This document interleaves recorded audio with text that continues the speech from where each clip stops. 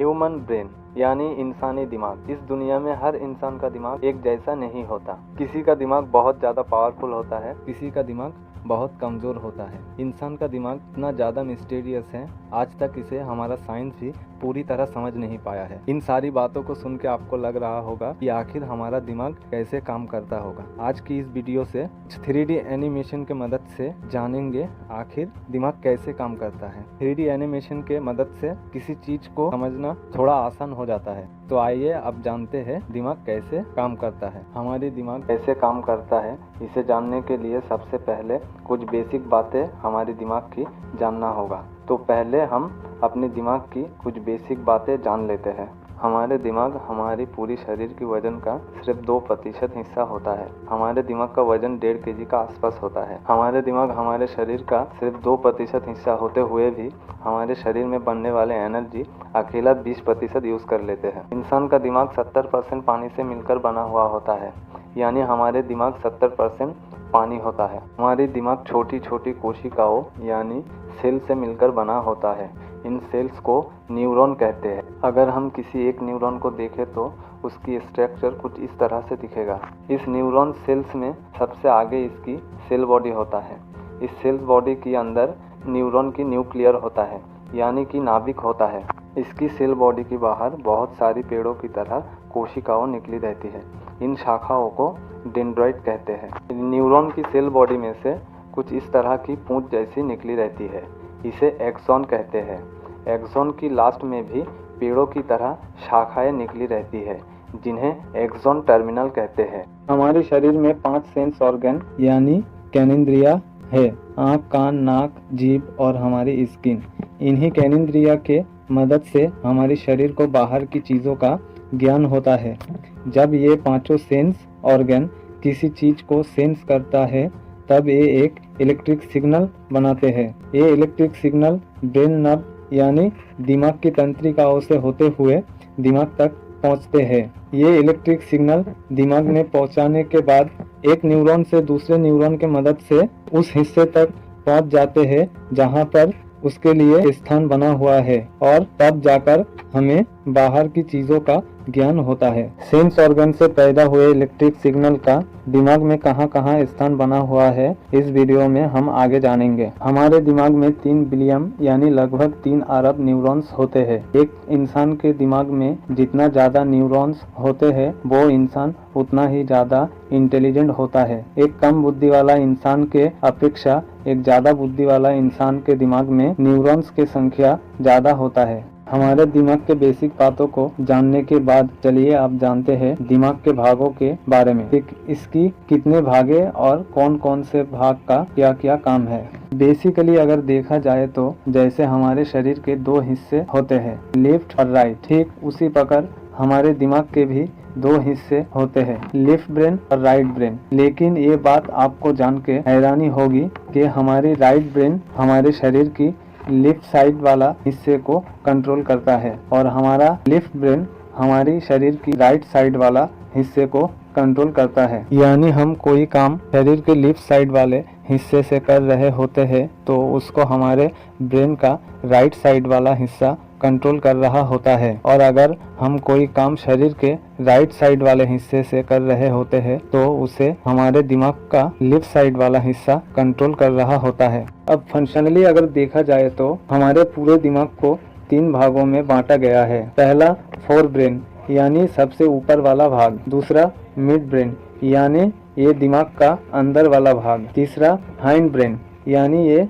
दिमाग का सबसे पीछे वाला भाग। अब धीरे धीरे दिमाग की इन सारी बातों को हम डिटेल में समझते हैं। दिमाग का पहला भाग फोर ब्रेन में दिमाग के 3 हिस्से शामिल है। पहला है दिमाग के बाहरी और सबसे ऊपर वाला भाग।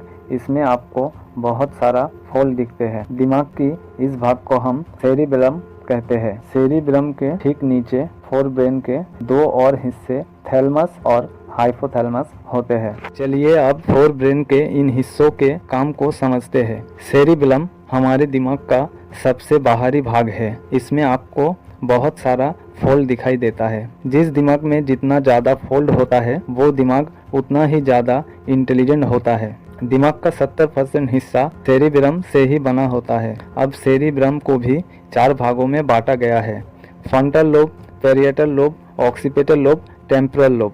फ्रंटल लोब सेरिब्रम का सबसे आगे वाला भाग है। दिमाग के इसी हिस्से की मदद से कुछ सोच पाते हैं, समझ पाते हैं और अपना कोई डिसीजन लेते हैं। इसलिए आपने कभी देखा होगा, जब भी कोई परेशान या टेंशन में होता है, उसका हाथ सबसे पहले दिमाग के इसी हिस्से में पड़ता है। दिमाग के यही हिस्सा शरीर की मांसपेशियों को भी कंट्रोल करके रखता है। पैरिएटल लोब सेरिब्रम का बीच वाला हिस्सा होता है। दिमाग की इसी हिस्से की मदद से हमें दर्द का अनुभव होता है।